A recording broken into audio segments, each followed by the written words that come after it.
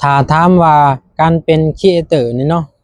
ในหลายมุมมองของหลายๆคนอาจจะแบบว่ามันไร้สาระเนาะถ้ามองในอีกมุมหนึ่งก็มันบ่แม่นเรื่องไร้สาระเนาะก็เป็นเรื่องดีเนาะที่ว่าเป็นเรื่องไร้สาระนี่อาจจะเกิดจากผู้ที่เขาบ่ได้เปิดมืออาชีพเนาะเขาจิว่ามันไร้สาระมันบ่มีความหมายเว้าแบบชีวิตคนรอบข้างเขานี่เนาะเพิ่นว่า เฮ็ดได้อิหยังเพิ่นว่าเพิ่นก็เลยถามข้อยว่าได้ความสุขก็เลยว่าถามว่าได้เงินหลายบ่เพิ่นว่ามันก็บ่ได้หลายดอกก็เลยว่าเพราะว่ามันยังบ่มียอดวิวเนาะก็เลยว่า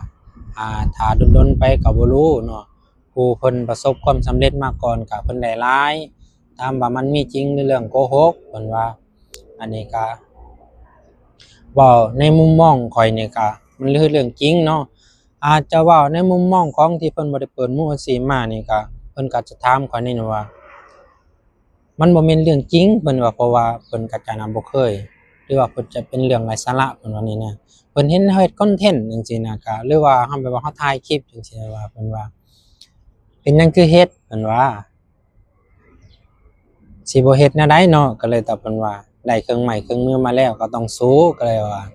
ตอนยังบ่ทันได้เครื่องมือก็ลง ยังถ่ายแบบธรรมดามาเรื่อยๆเนาะพี่น้องธรรมดาแบบบ่ได้จริงจังคือตอนนี้เนาะ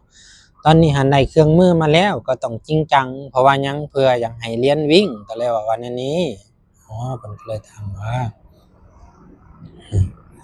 แต่ละมื้อหันได้หลายบ่เพิ่นว่าก็บ่ได้หลายดอกก็เลยว่าถ้ารวมเป็นเดือนนี่เพิ่นว่าถ้ารวมเป็นเดือนก็มันบ่ได้ก็เลยว่าช่วงนี้เนาะเพิ่นจะได้รับเครื่องมือมาบ่ทันดนก็เลยว่าอย่างนี้เพิ่นก็เลยว่าเลิกได้บ่เพิ่นก็เลยว่า สิให้เลิกแนวใดก็เลยว่าเฮ็ดมาปานนี้แล้วก็เลยว่าสู้ซนมาตั้ง7-8เดือนแล้วก็เลยว่าเพื่อสิได้เครื่องมือมาเพื่อสิทำให้เรียนขยับได้จาก00ขึ้นมาเป็น0.1เซนจาก1เซนก็มาเป็น2เซนเนาะประมาณนี้ก็เลยว่าแต่ละภาพแต่ละโพสต์มันก็เลยเลิกบ่ได้ก็เลยว่าอาจจะถามแบบว่าในมุมมองของเพิ่นน่ะบ่รู้ว่าเพิ่นคิดอิหยังเนาะแบบว่าเพิ่นที่เพิ่นบ่ได้เปิดบนมืออาชีพที่บ่ได้เป็นครีเอเตอร์คือกันน่ะ นั่นล่ะก็เลยถามว่าเพิ่นก็เลยถามว่าถ้ามันได้จริงหั้น